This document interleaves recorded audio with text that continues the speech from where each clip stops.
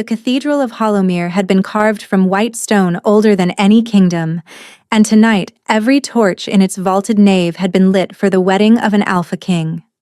Maevora stood in the upper gallery behind a curtain of woven ivy, her fingers white where they gripped the wooden railing.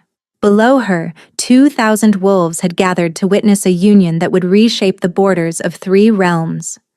The scent of crushed lilies rose from the floor in waves so thick she could taste them.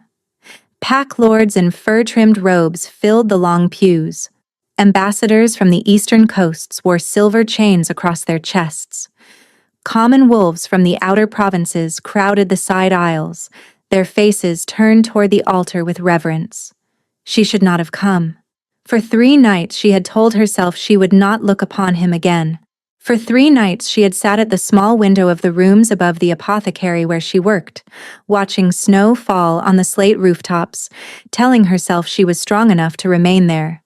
But when the bells of Hollowmere began to ring at dusk, her body had risen as though it belonged to someone else. Her cloak had fastened itself around her shoulders. Her feet had carried her down the servants' staircase and across the city in the dark. And now here she stood, hidden behind ivy, watching the man she loved wait for another woman at the altar. Cason Vrain had been hers for 7 months. She had met him in the herb garden at the edge of the royal grounds, where she gathered moonflower petals for the apothecary's mistress. He had stepped out from between the apple trees one evening, his crown of office tucked beneath his arm as though it embarrassed him, and asked her name as though kings asked such questions every day.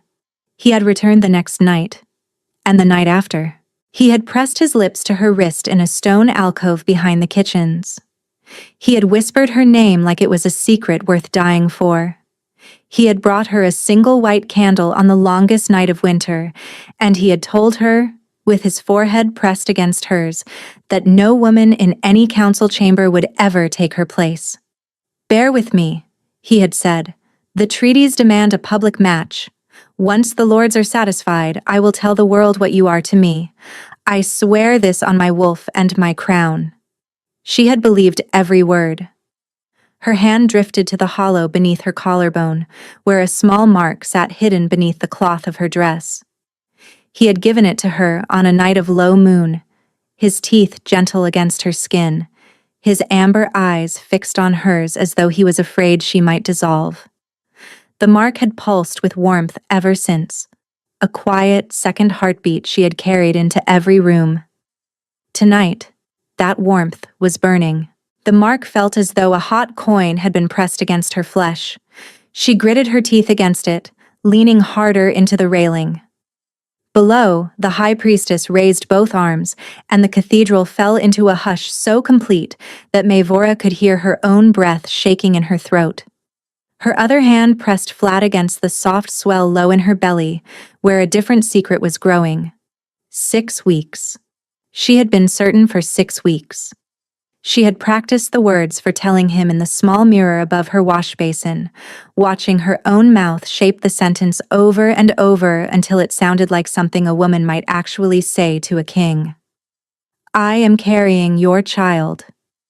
She had been waiting for the right night. She had been waiting for him to come to her window the way he always did, with snow in his hair and a smile that belonged to no one else. Instead, the bells had rung. The bride entered. Sarah Volkmere walked down the long aisle in a gown of pale silver, her fair hair coiled high, a circlet of star flowers resting across her brow. Her family controlled the salt mines of the western coast, 4,000 sworn warriors, and a vote on the High Council that the kingdom could not afford to lose. The crowd murmured its approval as she passed. The Volkmeres had positioned their daughter for this day since she was a child. Maevora forced herself to look at Cason. He stood at the altar in a long black coat embroidered with silver wolves, his dark hair swept back from his forehead, his hands folded behind his back. He was beautiful in a way that hurt to look at, the way a winter sky is beautiful when it is full of knives. But something was wrong. The recognition came slowly, the way cold water seeps into a boot. He was not standing the way Cason stood. His shoulders were too rigid. His chin was too high. His amber eyes, those eyes that had wept against her shoulder more than once in the dark, were fixed on the bride with the flat, polished glaze of glass. He did not blink at the right moments. He did not breathe at the right moments. When Sarah reached him and offered her hand, his fingers closed around hers a half-second too late, as though some other person were working the strings of his body from a distance. Cason Vrain, Alpha King of Marofel, sworn of the old blood, the high priestess intoned. Do you take this woman as queen, in the sight of the moon and the bones of your fathers? The silence stretched. Mavora did not breathe. The mark beneath her collarbone burned so fiercely she thought the cloth of her dress would scorch. Look up, she begged silently. Look up at the gallery. Find me. Stop this. Cason's mouth opened. I take her, he said, and his voice was a stranger's voice. Before the moon and the bones. The cathedral erupted. Cheers rolled up the stone walls. Wolves howled in the aisles. Pack lords clapped one another on the back. Somewhere a horn began to sound, deep and triumphant, the call that had not been heard in Marofel for 100 years, the call that announced the kingdom had a queen. Mavora made a sound she did not recognize. The mark beneath her collarbone tore. There was no other word for it. It felt as though a hand had reached into her chest and ripped a piece of her free. She doubled over against the railing, both arms wrapping around her stomach, and a sob broke from her mouth before she could stop it. No one heard. The cathedral was a sea of celebration. No one was looking up. Through the burning behind her eyes, she watched Cason lift Sarah's hand to his lips, watched him perform the slow ritual kiss of acceptance, watched him turn with his new bride toward the cheering crowd, his face still arranged in that hollow stranger's mask. He did not look up. He did not look for her. He did not seem to know that she existed in the world. She turned and ran. The gallery stair was narrow and unlit. She went down it with one hand pressed against the wall and the other locked across her belly, her cloak snagging on iron sconces, her breath coming in ragged, tearing gulps. By the time she reached the side passage at ground level, she was running blind, tears blurring the world into shapes of torchlight and shadow. She did not slow down. She did not stop until she reached the small set of rooms above the apothecary on Velen Street and slammed the door behind her. Then she crumpled. She fell to her knees beside the cold hearth and pressed her forehead to the floor and let the sound out of her at last, a low animal keening that no one in the city heard above the wedding bells. Somewhere in Hollowmere, a feast was beginning. Somewhere wolves were drinking to the new queen. Somewhere Cason Vrain, the man who had whispered her name into her hair, was raising a goblet to a stranger. She would not stay. She would not stay one more night in this kingdom where her child would be a shame and her mark would be a wound. She rose, her hands shaking so badly she could barely tie the strings of her travel pack. She took her grandmother's iron ring. She took the small leather book of remedies she had copied out by candlelight. She took the little pouch of coins she had been saving for a winter cloak. At the window she pressed 2 fingers to her lips and then to the cold glass. Be well, my love, she whispered to the dark. Be happy with the queen you chose. Then she pulled her hood low and slipped down the back stairs into an alley, and from the alley into the snow, and from the snow into the wide black night beyond the city walls. She did not see the figure standing on the cathedral's high tower. She did not see the way his hands had begun to shake at the altar, 10 minutes too late, and his amber eyes blinking as though he had only just woken. And she did not hear the howl that tore out of him when he reached the empty gallery and found nothing but a single bent ivy leaf where she had stood. A sound so raw that for one impossible moment every wolf in Marofel stopped drinking and lifted their heads, listening to a grief they could not name. By the time Cason Vrain reached the rooms above the apothecary, Mavora was already gone. 4 months later, the village of Brindlewatch had grown used to the quiet woman who lived above the bakery. She had arrived on the last cart of autumn, a young widow, she said.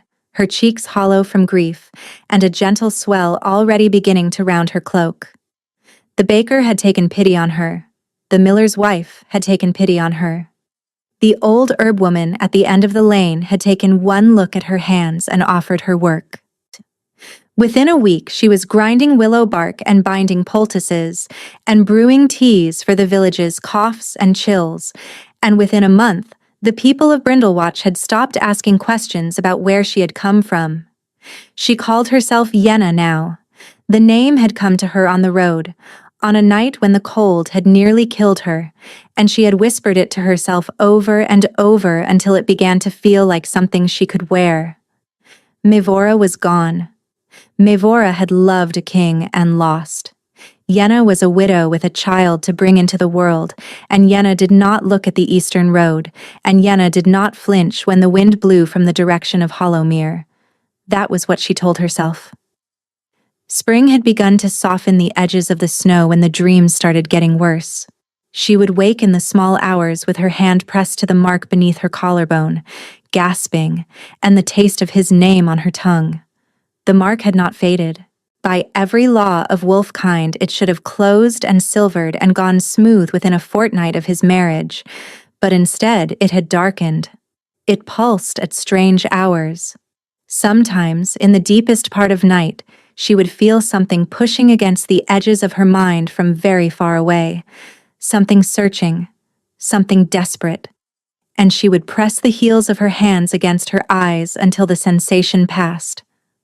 False hope, she told herself, was a poison stronger than any she knew how to brew. The babe was kicking now. Strong, steady kicks that came from one side and then the other, as though more than one small body were turning beneath her ribs. The herb woman, whose name was Mother Druve, and whose eyes saw too much, had laid her palm on Mevora's belly one morning and gone very still. 2 heartbeats, she had said quietly, maybe 3. Mevora had not asked her what she meant. It was on a gray afternoon in early spring, when the last of the icicles were dripping from the eaves, that Calden the cooper's boy came pounding up the bakery stairs with news from the road. "Mistress Yenna," he gasped, 10 years old and pink with running. "Mistress Yenna, there are riders from the south, real riders, with the silver wolves on their cloaks. They have stopped at the inn." Mevora's mortar slipped from her fingers. It struck the table, rolled, and fell to the floor with a small clear sound that seemed to fill the room. "The king's riders?" she said, and her voice was almost steady. Calden nodded so hard his hair fell into his eyes. "They are asking everyone questions. They want to know about a woman. A healer, they say, with dark hair and a mark on her chest." His eyes were huge. "Mother says the king has gone mad. Mother says he has been searching for this woman for months, and that he tore down half the eastern villages last winter looking for her. Mother says he offered 10,000 gold pieces for word of her, and twice that for the woman herself, alive." The room tilted. Mevora gripped the table with both hands. The babe kicked once, hard, as though it had heard its father's name. The mark beneath her collarbone flared with sudden heat, and for a moment she could not breathe through it. "Thank you, Calden," she heard herself say. "Tell your mother I will come down in a moment." The boy nodded and bolted back down the stairs. She sat down very slowly on the wooden stool beside the window. He was searching for her.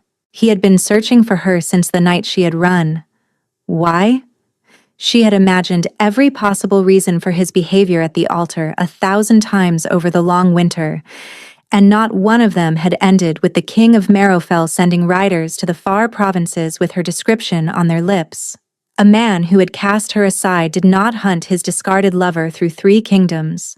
A man who had married willingly did not offer 20,000 gold pieces for a healer in a borrowed name. Unless, she thought, and her hand drifted to the mark, unless the hollow stranger she had seen at the altar had not been him at all. A wolf moved at the tree line. She saw it from the window, where she had not even realized she was looking. A great gray shape stepping from between the pines, its head lifted, its yellow eyes turned directly toward the bakery roof. As she watched, a second emerged at its shoulder. Then a third. 4, 5 wolves, large as ponies, and not one of them moved like an animal. They moved like soldiers. They had found her. The mark beneath her collarbone exploded with heat. She doubled over, gasping, and the sensation that came with it was not pain, but presence. Something massive was pressing against the inside of her chest, something that had not been able to reach her this clearly in 4 months. Her babes kicked wildly, both sides at once. He was close. Not the wolves. Him. A heavy boot struck the wooden stair below, then a knock, polite and careful. The kind of knock a man uses when he does not wish to frighten a woman behind a door. Mistress Yenna. The voice was a man's, low and unhurried. I bear no weapon in my hand. I would be grateful if you would open. She did not move. Mistress, please. The voice was gentler than she had expected. I know who you are. I have come a very long way and I am very tired. I would prefer not to break this door. She rose. Her legs barely held her. She crossed the small room and lifted the iron poker from beside the cold hearth, and only then did she draw the bolt and step back. The door swung inward. A man stood on the landing alone. He was older than she had expected, perhaps 50, his beard streaked with gray and his coat travel-stained. 2 warriors waited a respectful distance behind him on the stairs, their hoods drawn back, and their faces watchful but unarmed. The older man's eyes were a clear, pale gold, and when they settled on her belly, something in his face cracked open with what looked unmistakably like relief. My lady, he said. The title struck her like a slap. My name is Yenna, she said. The poker did not waver. I am a widow. You have made an error. Your name is Maevora of No House, the man said quietly. You served 2 seasons at the apothecary of Kadarin Pel in the lower city of Hollowmere. You bear the king's mark beneath your left collarbone, given to you on the night of the half moon at the end of summer. You are with child by Cason Vrain, Alpha King of Marrowfell, and that child, or those children, are heirs to the wolf throne. He took off his glove and laid his hand flat against his chest. I am Oren Halcaster, first beta of the king's pack. I have been searching for you since the morning after the wedding. The poker dropped from her hand. It struck the floor with a clatter she barely heard. Forgive me. Halcaster stepped across her threshold without waiting for permission, but he stopped at a careful distance and did not advance. I would not come to you like this if there were time for kinder methods. The king did not choose her Maevora. He did not choose Sarah Volkmere. He did not know what he was doing on the night of the wedding. The room narrowed to a tunnel. What? She whispered. On the morning of the ceremony, his cup was tampered with. We believe the agent was a tincture of fell smoke, distilled with 3 other compounds we have not yet been able to name, pressed into the wax of the ceremonial chalice so that it leached into the wine over a period of hours. By the time he stood at the altar, his wolf had been silenced, and his bond to you had been smothered. He moved as a man moves in deep sleep. Halcaster's jaw tightened. He woke 3 days later in his own bed, with no memory of the wedding at all. The first word he spoke when he came back to himself was your name. The first thing he did was run to the rooms above the apothecary, and when he found them empty, he howled until his voice gave out. Maevora sat down. She did not remember choosing to. The stool was suddenly under her and she was on it, and the room was very far away, and Halcaster was kneeling now in front of her. Who? She said. Her voice was a thread. Who did this? We are nearly certain it was House Volkmere. His mouth was a hard line. Sarah's family has hungered for the throne since the old wars, with the king bound to their daughter by witnessed oath in the Cathedral of Hollowmere, and with you out of the picture, they would have what they have always wanted. We have no proof yet that a court would accept. We have only patterns, and 3 servants who have since disappeared. And this. He drew a folded square of parchment from inside his coat. It was intercepted at our southern gate 3 weeks ago. It bears the Folkmere seal. She took the parchment with numb fingers. The seal had been broken. The hand inside was small and tight and unfamiliar. The false mate is in the bakery village south of the marsh. The child must not be allowed to draw breath. See it done before the next full moon. Long live the queen. The world went gray at the edges. Assassins, she breathed. We do not know how many. 2 we have already accounted for. The others are somewhere ahead of us, or behind, or already in the village.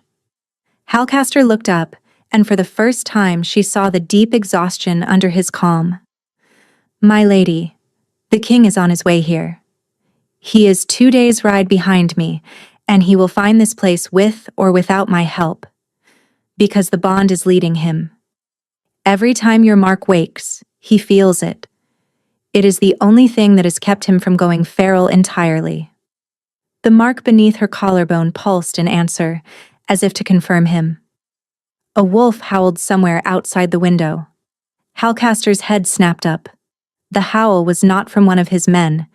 It was from the trees beyond the mill race, and there was a note in it that made the hair rise on the back of Maevora's neck. He was on his feet in an instant. They are here, he said, and pulled a long knife from his belt. Get behind me. Stay behind me until I tell you otherwise. She turned her head toward the window. In the gray light of late afternoon, 6 dark wolves were padding across the snow-streaked yard behind the bakery. They moved together like one creature with 12 legs, and at their head, walking upright on 2 legs in a long black coat, came a figure whose face was hidden behind a polished mask carved in the shape of a crow. The Volkmere hunters had reached Brindlewatch. The window shattered before Halcaster could finish drawing breath. A bolt of black iron buried itself in the timber of the wall, a hand's breadth from Maevora's shoulder, and the smell that rose from its tip was the rotten green smell of a poison meant for hearts. Halcaster had her by the elbow before she could scream. He flung her bodily across the room toward the inner wall and put his own shoulder between her and the window, and at the same instant she heard the 2 warriors on the stairs roar in a way that no human throat could have produced. Cloth tore, bones cracked into a new arrangement. The bakery shook as 2 great wolves burst through the front door in a single bound and met the dark wolves in the snow. The cellar, Halcaster said, low and hard. Now. The cellar has no exit. It has a stone roof. A bolt cannot reach you through a stone roof. Move, Maevora. A second arrow slammed through the wall and embedded itself in the lid of the kneading trough. Flour spilled across the boards in a slow white sigh. Outside, a wolf yelped, a sound of tearing pain, and was suddenly silent. They are not here for me alive, Maevora said. The realization was strangely calm. They have orders to kill me on sight. Yes. Halcaster pressed the long knife into her hand. The grip was warm from his palm. Silver-edged. It will draw blood from a shifted wolf. Do not hesitate. His eyes flickered yellow as his wolf rose under his skin. Stay low. Stay alive. Do not come out for any voice but mine or his. He went out the window without bothering with the door.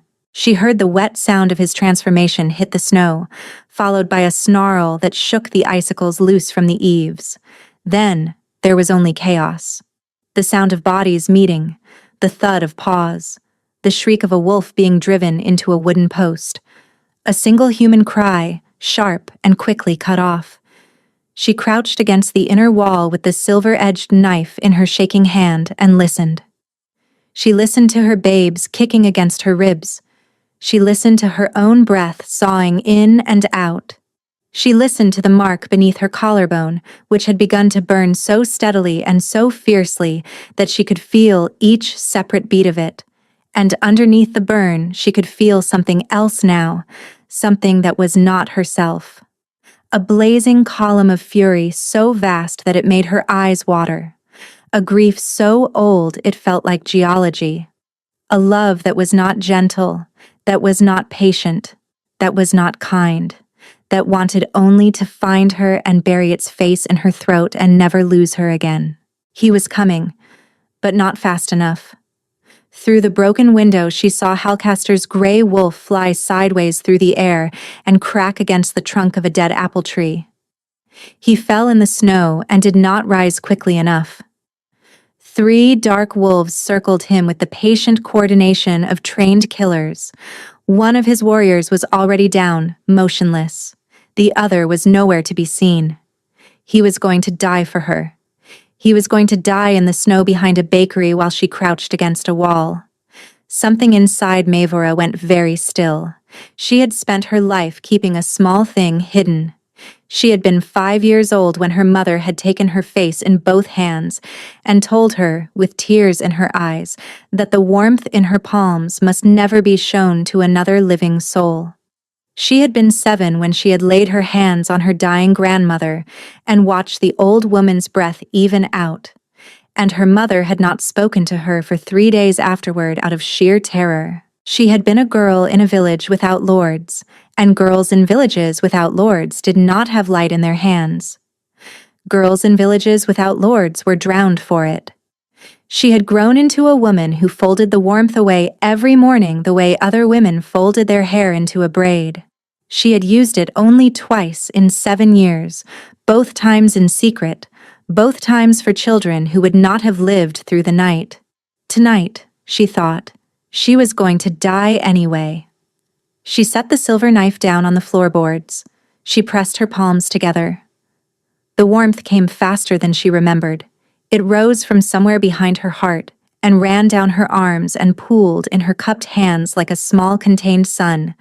And when she opened her fingers, a soft gold light spilled out and lit the broken room from the inside. The smell of crushed flowers filled the air, although there were no flowers anywhere. She stepped to the shattered window and climbed through it into the snow.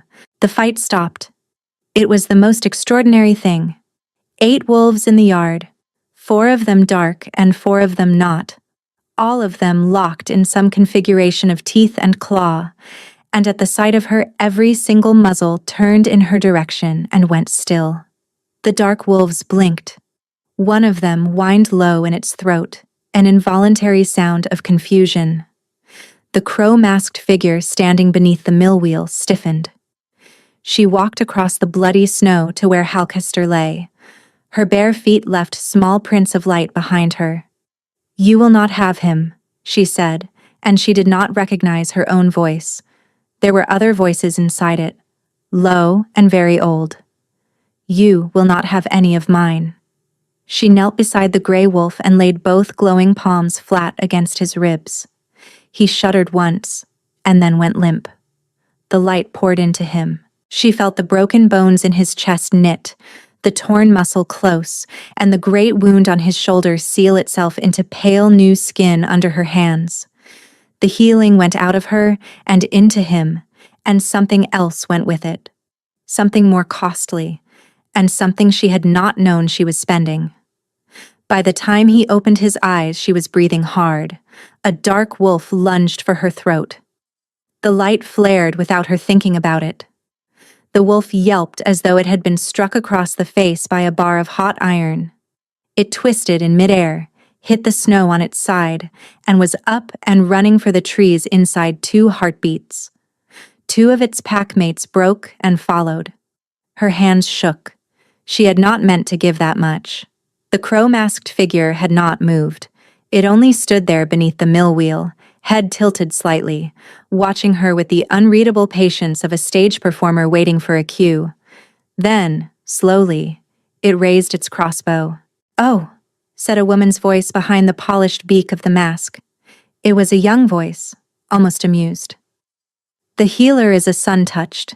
The Folkmeers will pay extra for that." The bolt was already loaded. Mavora's light flickered. She felt the gold in her palms gutter like a candle in a draft. She had given too much to Halcaster. There was nothing left in her hands for herself, and the masked woman had seen it, and the bolt was rising, and the babes inside her were thrashing, and Halcaster was still struggling to push himself upright in the snow at her knees. The crossbow loosed. A shadow crossed the moon. She did not see what came out of the trees. Her eyes registered only that the world tilted, that something moved between her and the bolt, with a speed her mind could not measure, that the air filled with a noise like a mountain being torn in half. The trees on the far side of the yard came down all at once, a whole row of them, snapped at the trunks. The mill wheel cracked from rim to axle. The snow lifted in a great shocked wave and hung in the air for a heartbeat. The crow-masked woman was lifted off the ground. The bolt that had been meant for Maevora's heart was hanging in midair, caught between two enormous black teeth. The teeth belonged to the largest wolf she had ever seen. It was bigger than a warhorse. Its fur was the deep black of a moonless lake. Its eyes were not yellow, not amber, but the molten gold of a forge at full burn. And they were so bright that the snow around its paws had started to melt into wet rings. It crushed the bolt between its teeth and let the splinters fall. The masked woman opened her mouth to say something. The wolf killed her before she got the second sound out. It was very fast and very quiet. The body fell into the snow and the wolf turned. Slowly, deliberately, every motion controlled, until its enormous burning eyes found Maevora. She could not move. The wolf came toward her one careful step at a time. Blood steamed on its muzzle. Its great chest rose and fell with breaths so deep she could hear them across the yard. When it reached her, it lowered its head and pressed the broad flat of its nose, very gently, against the curve of her belly. Inside her, two small bodies pressed back. The wolf made a sound she would never forget. It was not a growl. It was not a whimper. It was the noise a man makes when he has been holding his breath for 4 months and has just been allowed at last to let it out. "Kaysen," she whispered. The shift took less than a heartbeat. One moment, a black wolf the size of a horse stood in the snow. The next, a man knelt at her feet in a ruined coat, his dark hair damp with sweat, his hands raised toward her belly and trembling so hard he could not seem to make them land. He looked up at her, and the Alpha King of Marrowfell, who was supposed to be far away in his cathedral with a queen at his side, was weeping. Maevora had pictured this moment 1,000 times along 1,000 cold roads.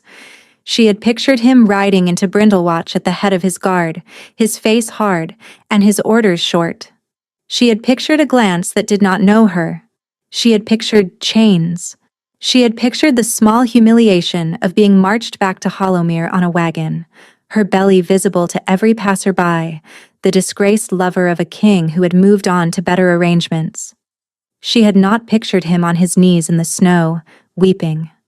The Alpha King of Marrowfell knelt in the ruined yard of a bakery, and the most powerful wolf in 3 kingdoms could not seem to make his hands move the last inch through the cold air to touch her.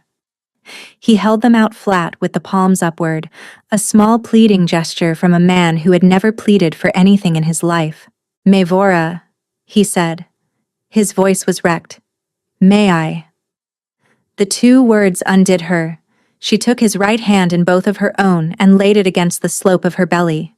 The babes shifted under her palm at the touch. They had not been still all day, but at the press of his hand they came alive in a way she had not felt before, both of them rolling toward him as though they had spent 4 months listening for him through her skin and had finally heard the voice that belonged to them. His face crumpled. "2," he whispered. "Maevora, there are 2. She wanted to tell him. She had practiced telling him in another life. She had stood in front of a small mirror and shaped sentences for a man who had never come to the window. The sentences died in her throat now. "Yes," she managed. He let his forehead come down very slowly until it rested against the swell of her belly, and his shoulders shook, and his hand lay flat against the fabric of her dress as though he was afraid that if he lifted it, the children inside might forget him again.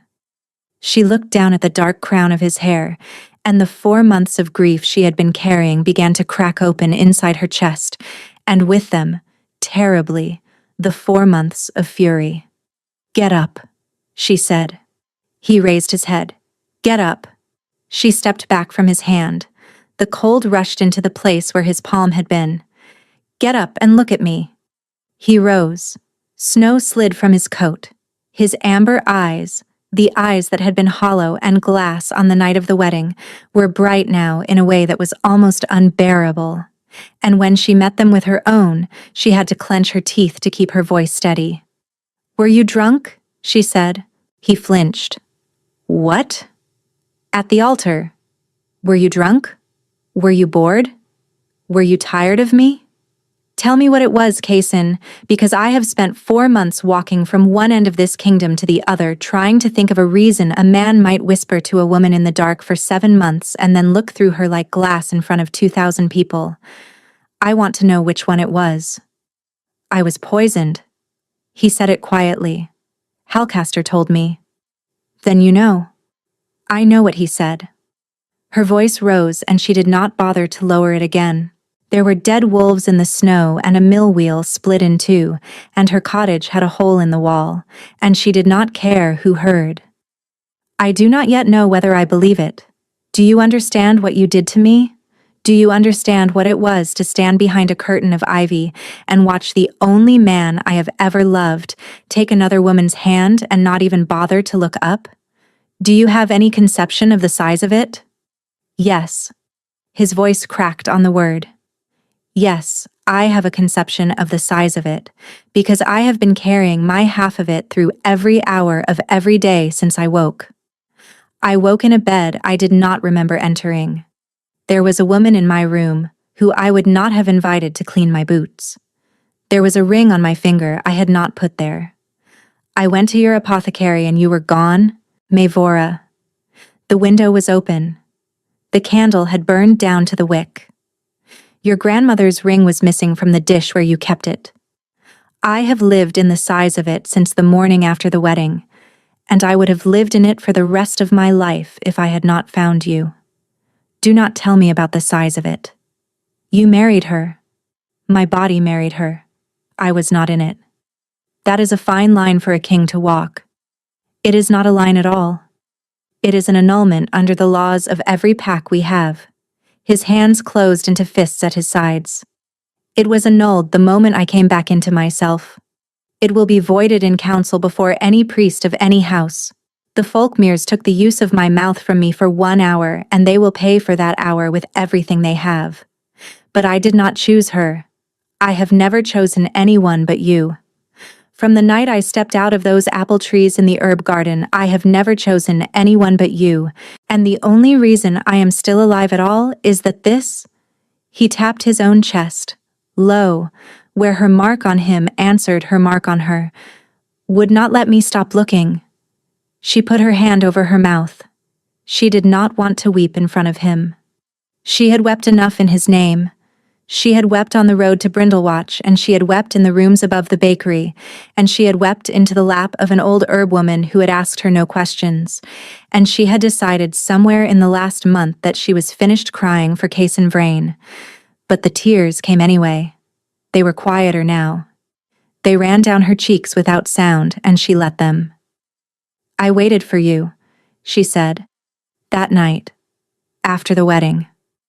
I waited even when I knew. I sat at my window for 2 hours after the bell stopped, just in case. I was on the floor of the cathedral vestry. I could not stand up. They had to carry me out. I had been going to tell you about the babe." His face broke. There was no other word for it. The Alpha King of Marrowfell stood in front of her with his face broken open, and he did not try to hide it. "Mavora." His voice was a whisper. "Forgive me. I do not have any right to ask you to. But I will spend every day from now until I die asking you to anyway." She did not answer at once. She turned her head and looked at the ruined yard. Halcaster had risen, slowly, and was standing a respectful distance away, with his arms folded across his chest, his eyes politely on the broken mill wheel. 2 of the village men had come to the edge of the lane and were staring open-mouthed at the small mountain of dead wolves and the shattered tree line. The babes inside her kicked, both at once. She thought about the long winter. She thought about the night she had nearly frozen on the road north of Hollowmere, when she had crawled under the lee of a fallen oak and pressed both hands to her belly and told her unborn children in a thin voice that their father had not wanted them. She thought about how furious she had been with herself for being unable to stop loving him, how she had cursed her own heart for its loyalty to a man she believed had thrown her away. She thought, with a small stunned ache, that her heart had been right all along. "I love you," she said. It came out quiet. It had nothing of forgiveness in it yet. It was only the thing that was true, said aloud at last, and she had not said it to him in 7 months of secret nights, and she had not been able to say it through 4 months of exile, and now she said it standing in a yard full of dead enemies with snow in her hair.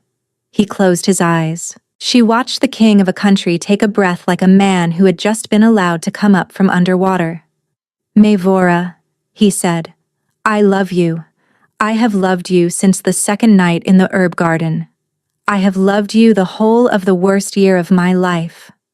I will love you in any country, in any shape, on any throne or off it, for as long as I am permitted to draw breath." She walked the 2 steps between them. She put her arms around his neck, and she pressed her wet face into the cold leather of his collar, and his arms came around her so carefully, with his hand spread wide and protective over the curve of her belly, that she understood at last that he was afraid she might still vanish. "I am here," she whispered into his throat. "I am here." He did not answer with words. He only held her. And after a long moment she felt his face come down to rest in her hair, and the mark beneath her collarbone went, for the first time in 4 months, perfectly quiet. Halcaster cleared his throat. "My king," he said, with the dry calm of a man delivering bad news to a man holding a miracle. "We cannot stay here. The Folkmeres will know within a day that their hunters did not return. The next wave will not be 6, it will be 60. Kaysen lifted his head. The amber in his eyes hardened into something colder. "Then we ride for Hollowmere tonight," he said. "All of us. Maevora rides with me. The Folkmeres have placed themselves outside the protection of my house, and before this season ends, I will see every standard of theirs taken down from every wall." He looked down at her. "If you will come." She thought about saying that she could not. She thought about the babes and the road and the soldiers waiting at the other end of it. Then she thought about Mother Druve and the baker and Calden the cooper's boy, who had been kind to her when no one else in the world had been. She thought about all the women in all the kitchens in Hollowmere who had once smiled at her in the corridors of the apothecary, and about the apothecary's mistress herself, who had probably already been questioned. She thought about the kind of king Kaysen would be if she let him ride to that war alone with her name on his lips. "I am coming," she said. "We finish this together." He pressed his forehead to hers. "Together," he said. Behind him, on the far hill, a long wolf cry rose into the dusk. It was not from any of his pack. It was answered, after a moment, by another, and then by another. The hills around Brindlewatch were full of voices, and they were closing in, and she did not yet know whose they were. They rode out of Brindlewatch under a moon the color of old bone. Kaysen lifted her onto his black warhorse with hands that shook in a way she did not call attention to. He climbed up behind her and wrapped his cloak around them both, and his arms settled across the swell of her belly with the careful permanence of a vow. The horse moved beneath them as though it understood what it was carrying. Halcaster rode at the king's right hand.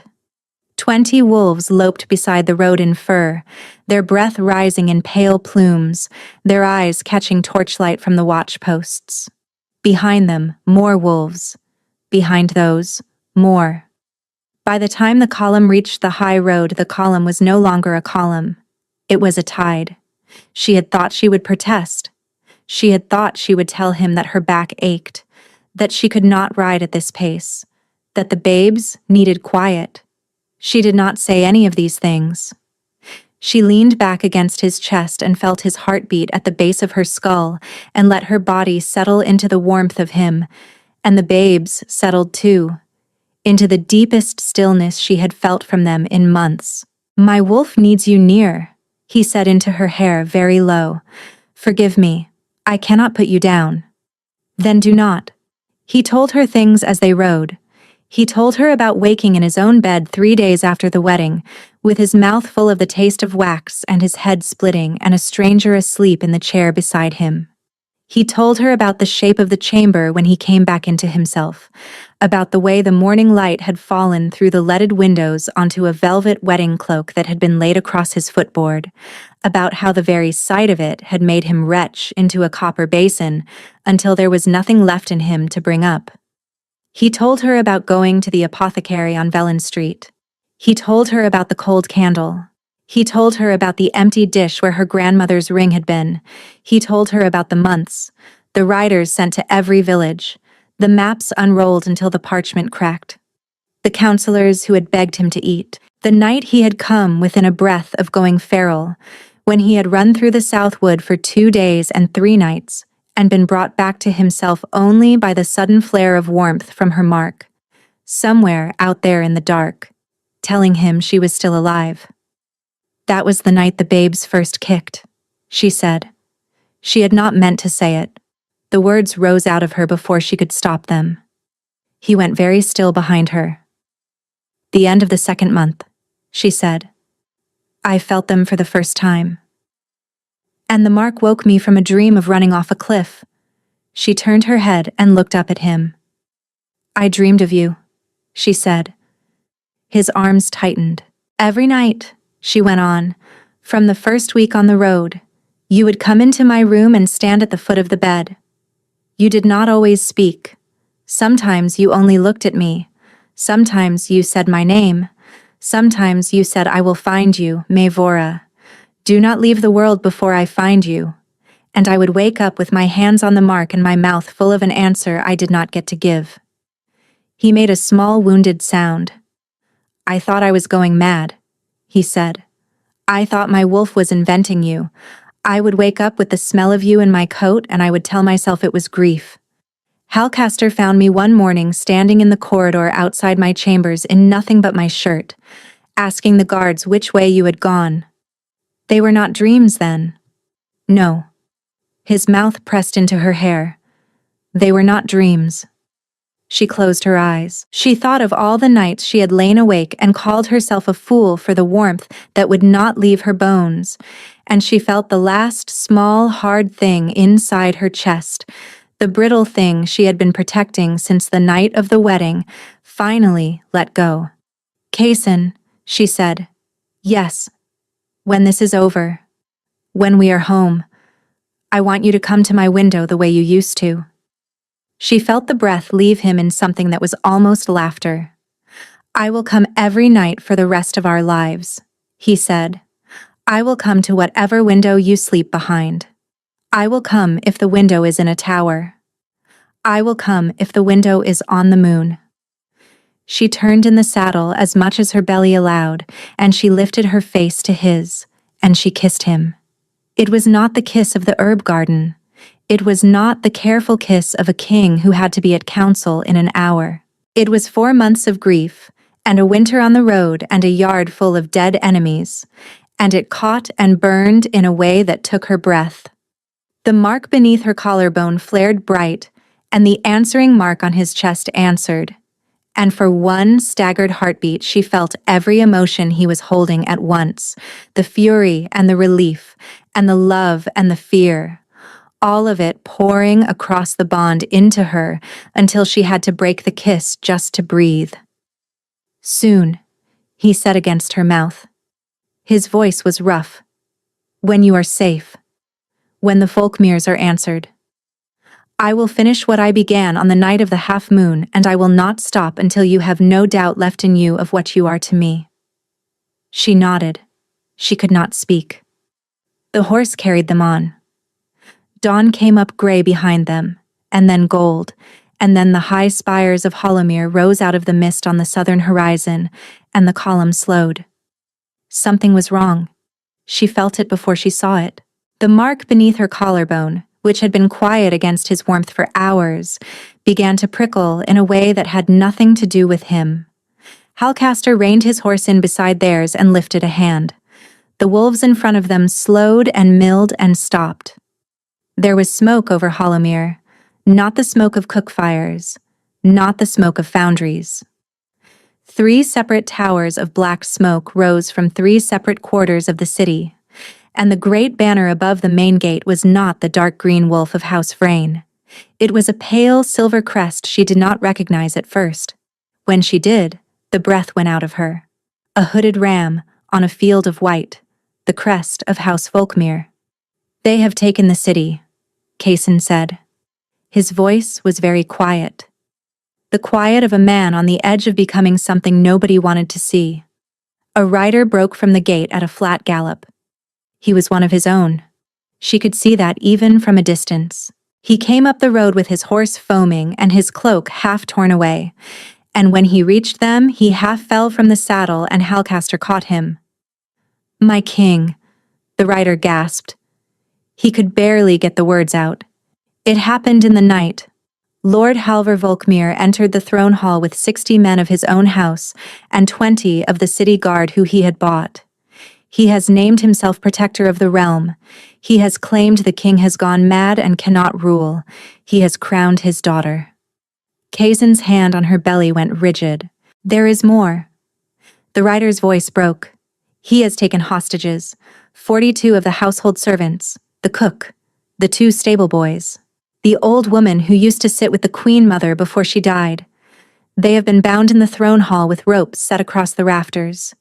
He has sworn to begin hanging them at the first stroke of noon, all of them, unless you come into the city alone and unarmed and surrender yourself for trial." "Maevora," she heard herself say. "Mistress Caderin." She was at the apothecary. "On the list," the rider said. "The first name on the list." She saw behind her eyes the small woman who had taught her to make willow tea, who had put a hand on her cheek the night before she ran and asked her gently whether she was certain she did not want to stay. Caderin Pell, who had asked no further questions. Caderin Pell, who had cleaned her own apothecary the next morning and told the king's riders when they came that she did not know where the girl had gone. She turned in the saddle. "Kaysen, you will not enter that city," he said before she could finish. "Not while there is breath in my body. They will hang her. I will go. I will not let her hang. They will kill you. That is between me and the gate." "No." She gripped the front of his coat in both hands. "It is not. It is between you and me and the wolves you have left, and the children inside me who would rather not be raised by Halvor Folkmere. I am not asking you to walk into that city alone. I am telling you we walk in together, or we lose every person who was kind to me when I had nothing." He looked down at her. For a long moment she thought he would refuse her. Then, slowly, the corner of his mouth lifted into something that was almost a smile, although his eyes did not change. "My queen," he said, "even now." He turned in the saddle and lifted his voice, and the tide of wolves behind them lifted their heads as one. "Hollowmere has been taken from us," he called. He did not shout. He did not need to. "The Volkmeres sit on a throne that is not theirs. They have placed a noose around the necks of the people who fed us as children. They believe that they have won." He drew the great black sword that hung at his saddle. The wolves around him began, very low, to growl. "They are wrong." The growl became a howl.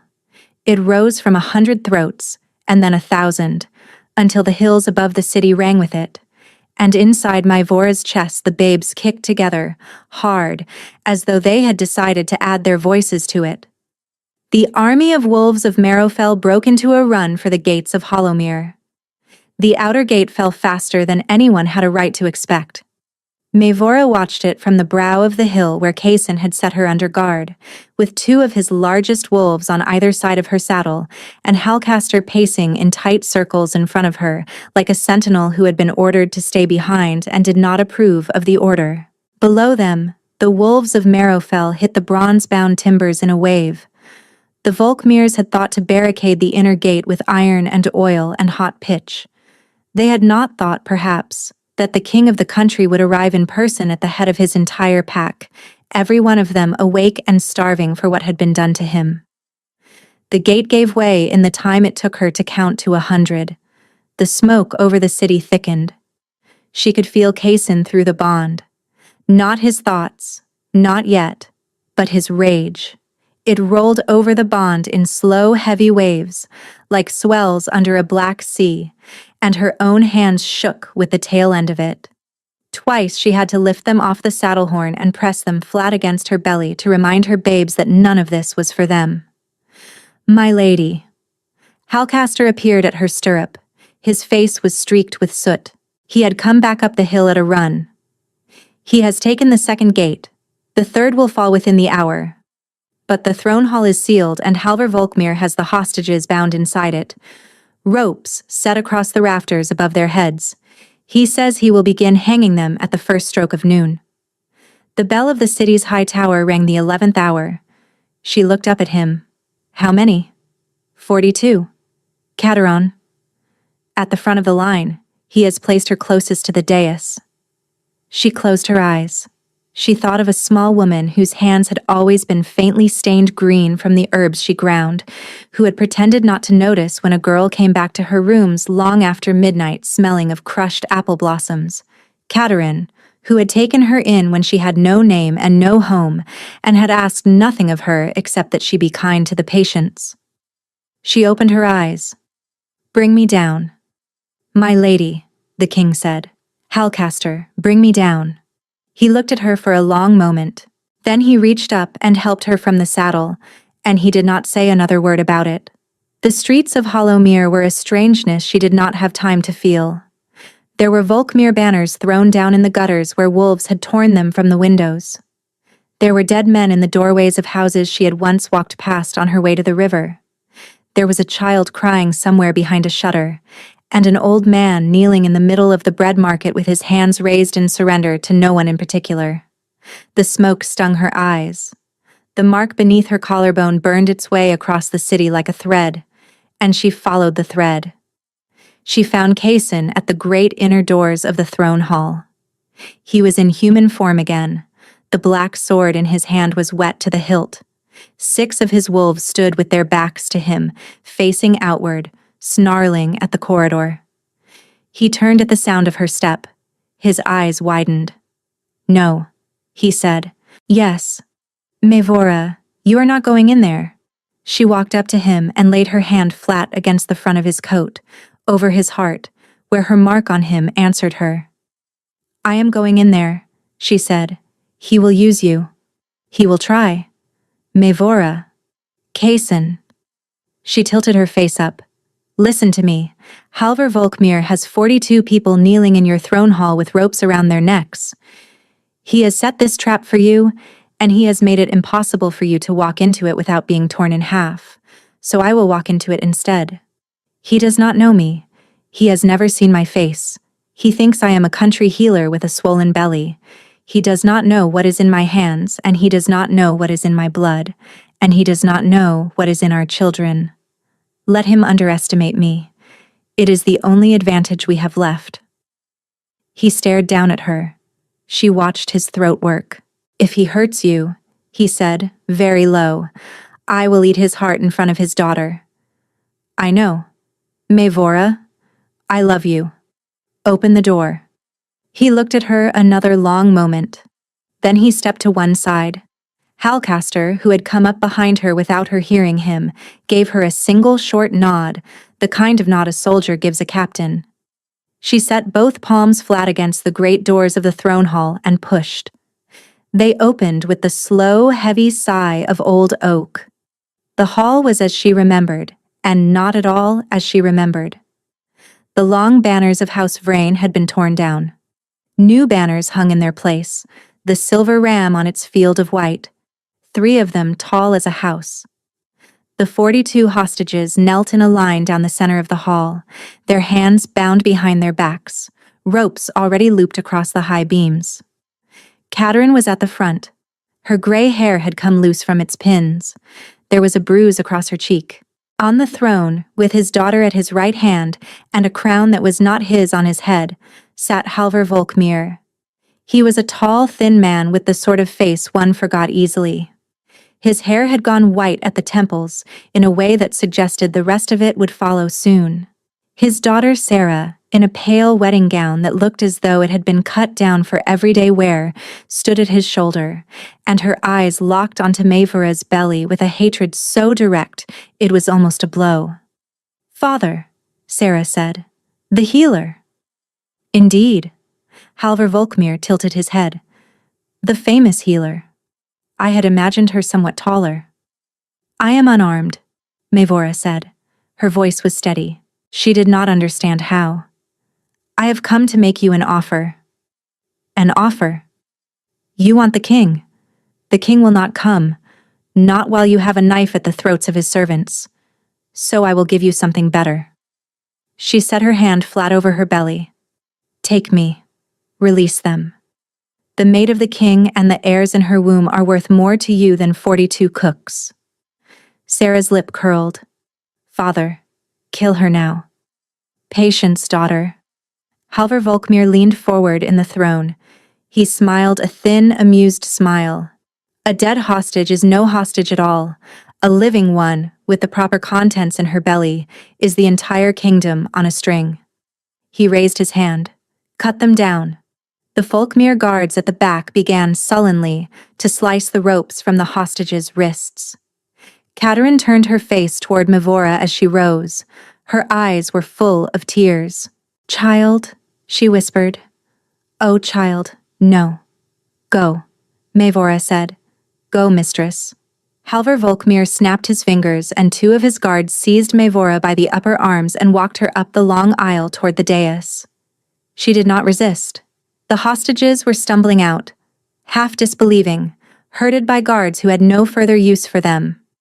From beyond the doors she heard Kaysen's voice, raised, controlled, ordering Halcaster to keep the people moving, to keep them safe, to fall back, to hold.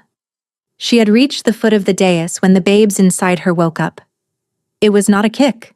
It was not the pressure of a foot or a hand. It was a great slow turning, both of them at once, and a deep, sweet warmth that began at the base of her spine and rose all the way through her as though someone had lit a lantern inside her. The mark beneath her collarbone went hot. She lifted her hands. Halvor Volkmir saw the gold light a half second before it bloomed. His pale eyes widened. His mouth opened.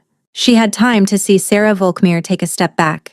She had time to see the captain of the guard reach for the hilt of his sword. She had time to see Katerin, halfway to the doors, turn her head and stop walking and stare back in stunned wonder. Then the light came. It was not the small contained gold she had used to heal Halcaster. It was something the babes had been holding for her. Something that had been waiting all winter. Something that knew exactly what kind of room it had been brought into. It poured out of her hands in two great ribbons and rose to the high vaults of the throne hall and turned the air honey-colored. The Volkmir guards dropped their swords. They did not choose to. Their hands simply opened. The captain went to one knee and could not seem to understand why. And inside her, low, deep, the bones of her hips began to move. She had been told this was not possible. Wolfkind shifted. Sun-touched did not. She had been raised on that absolute. The warmth in her hands had been a girl's secret. The wolf in Kaysen's blood had been a king's birthright. They had never been the same kind of thing. Tonight, apparently, they were. She fell to her knees on the polished marble. A sound came out of her that she had never made before. The light around her flared brighter. She heard a great shattering crash from the doors, and she knew, somewhere underneath the pain, that Kaysen had come through them. Halvor Volkmir rose from the throne with a long, thin blade in his hand. Its edge was the wrong color. It gleamed pale green in the light, the green of old verdigris, the green of fell smoke distilled. The same poison he had used on his king. He brought the blade down toward the back of her bowed neck. The blade did not land. It stopped a hand's breadth above her neck, And the reason it stopped was that she had caught it. Mavora was not entirely sure how. Her body was in the middle of becoming something it had never been. Bones in her hips and shoulders had begun to slide into new arrangements. Her vision had gone strange. The marble under her knees had begun to crack in a slow rosette of fine lines.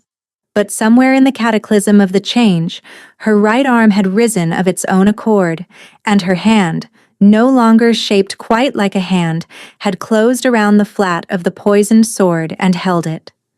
The fell smoke on the blade burned where it touched her palm. She felt the green eating at her fingers, and she felt the gold inside her rise up to meet it and refuse it, and she felt her own teeth, which had begun to be too large for her mouth, draw back from a snarl that did not belong to a woman.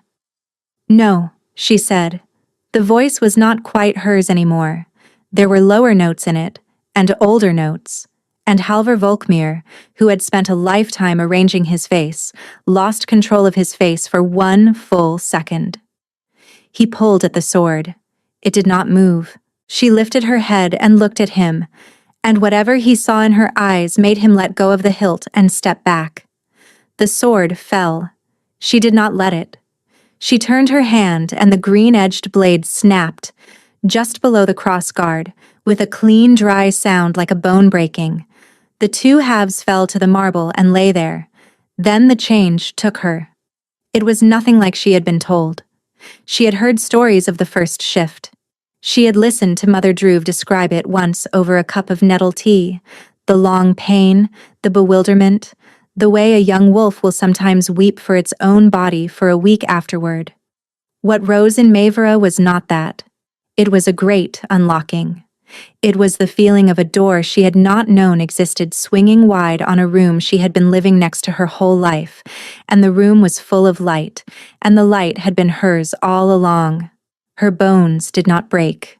They unfolded. Her skin did not split.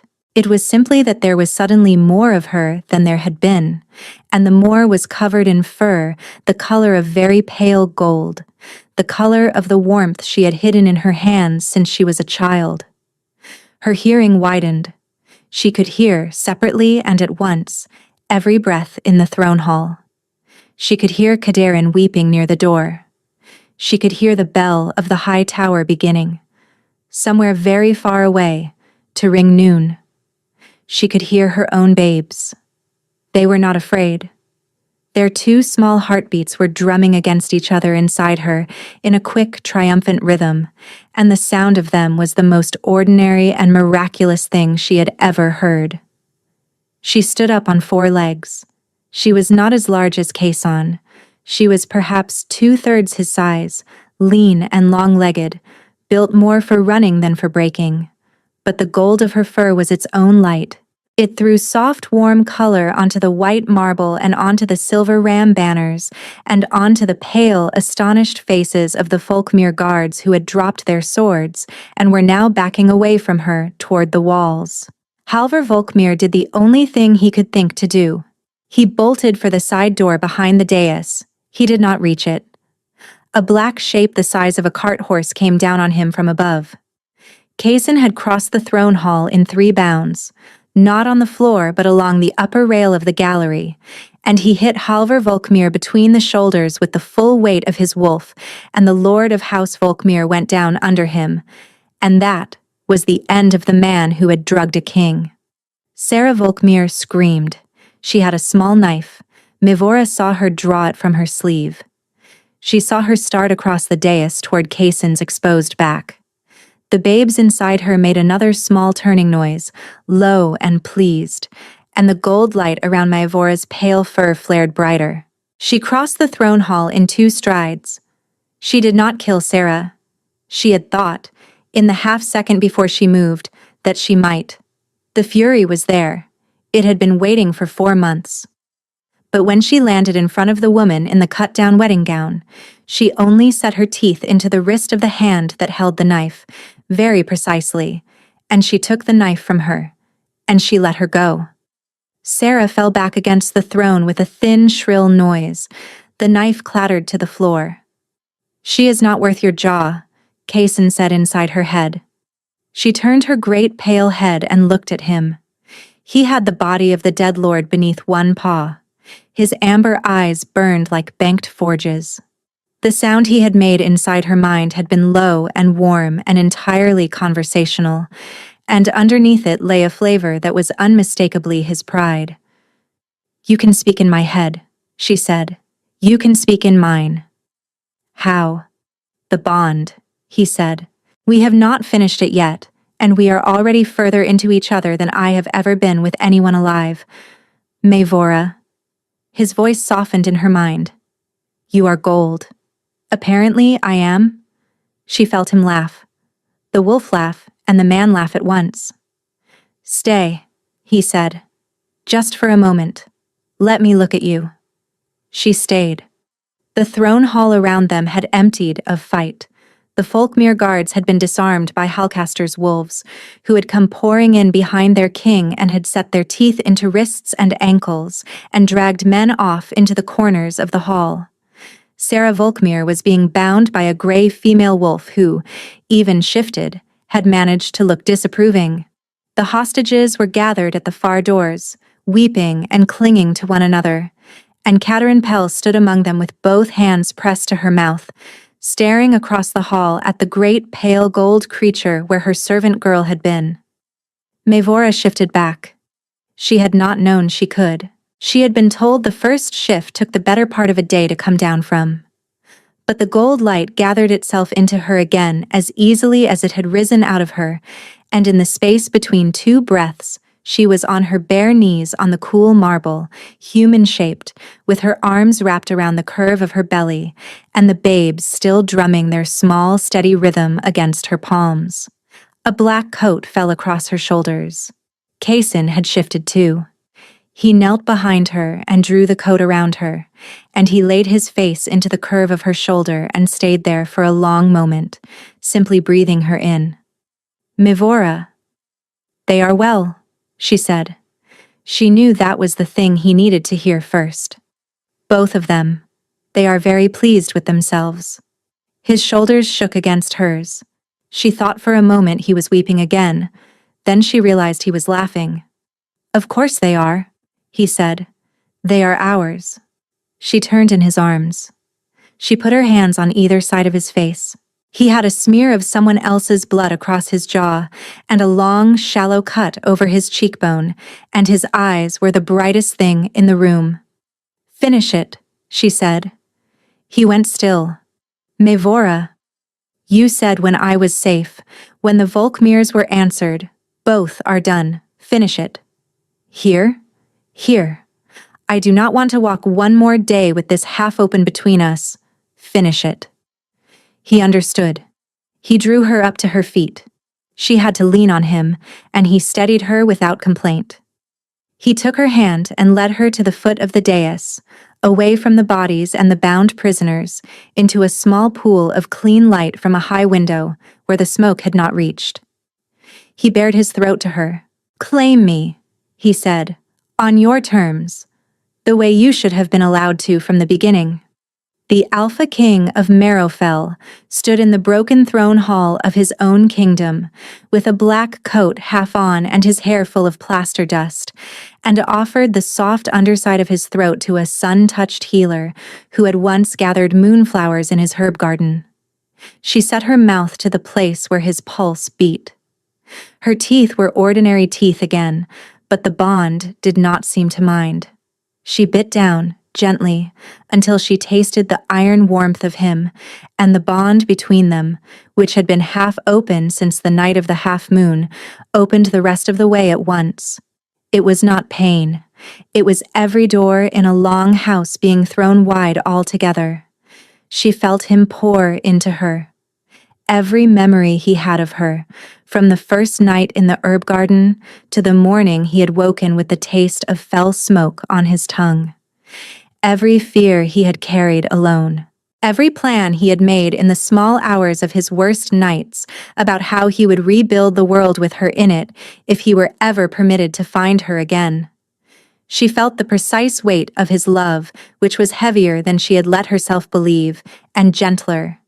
And she felt herself going the other way, into him, She felt him receive the night she had nearly frozen in the snow, the morning in Brindlewatch when she had first heard the babe's heartbeats with a wooden cone pressed to her belly, and had wept for an hour with the wonder of it. The 100 small kindnesses of Mother Druve. The afternoon she had stood in the bakery yard and decided that if her children grew up, never knowing their father, she would teach them to love him anyway. Every dream of him, every ache, every moment of stubborn, undignified, unkillable hope. When she finally lifted her mouth from his throat, both of them were shaking. He took her face in both hands. "My queen," he said. "My king." He pressed his forehead to hers. Around them, the wolves of Marrowfell began, very quietly at first, and then with rising voices, to howl. It was not the howl of a hunt. It was not the howl of a war. It was a deep humming chord of relief, a sound a pack makes when its broken edge has been mended. Maevora heard it through the open doors and through the high windows and from the streets of the city and, somewhere very far away, from the hills above Hollowmere, where wolves who had never set foot in the capital lifted their heads to add their voices. In the weeks that followed, the kingdom of Marrowfell turned itself slowly back upright. Halvor Volkmir was buried in the unmarked plot reserved for traitors, and the lands of his house were divided among the families who had refused his coup. Sarah Volkmir was tried before the High Council on charges of conspiracy, attempted regicide, and the use of forbidden tinctures. She was stripped of her name and her title and sent in a closed wagon to the stone abbey at the eastern edge of the world, where the sisters did not speak and the wind did not stop, and where she would remain until the end of her natural life. The old apothecary mistress Caderin Pell was made the personal physician to the queen, with 3 apprentices of her own choosing, and a salary that scandalized the council into a polite silence.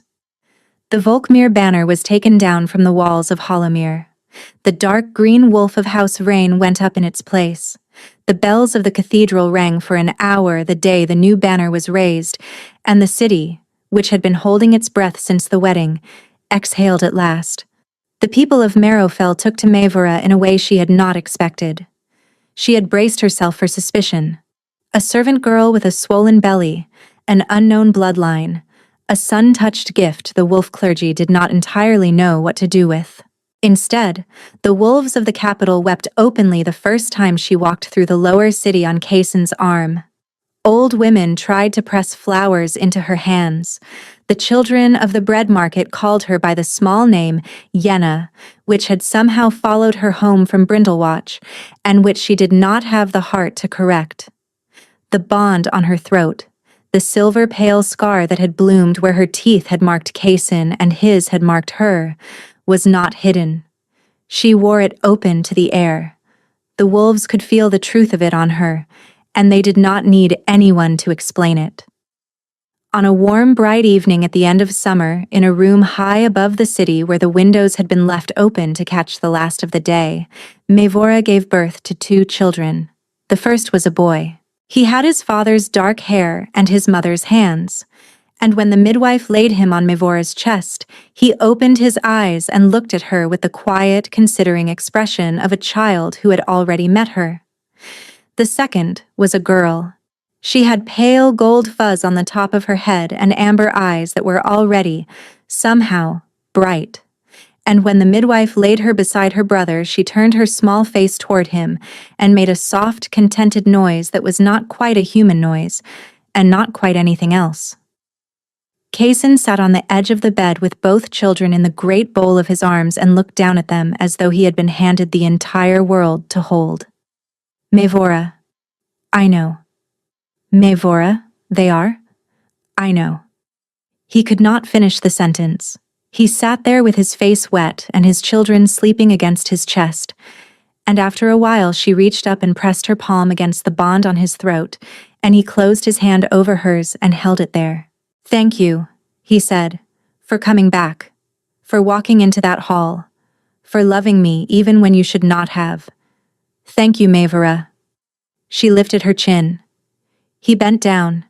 She kissed him very softly, with their children warm between them, and the late summer light coming through the open window onto all four of them at once. "Always," she said. "Always," he agreed.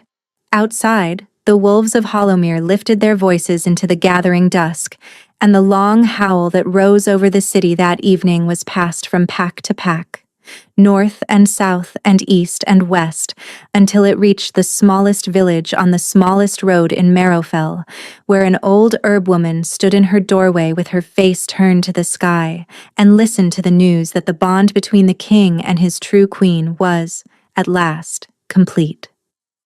In the great record of the kingdom that was kept in the cathedral library, a new page was added that year. It told the story of a girl who had gathered moonflowers in a king's herb garden, of a king who had been silenced for 1 hour and had spent every hour after looking for her, and of a bond that fell smoke and silver rams and 42 ropes on a wall had not been able to break. They had found their way back to each other against everything. They never let each other go again. Thank you so much for listening. I hope you enjoyed this story.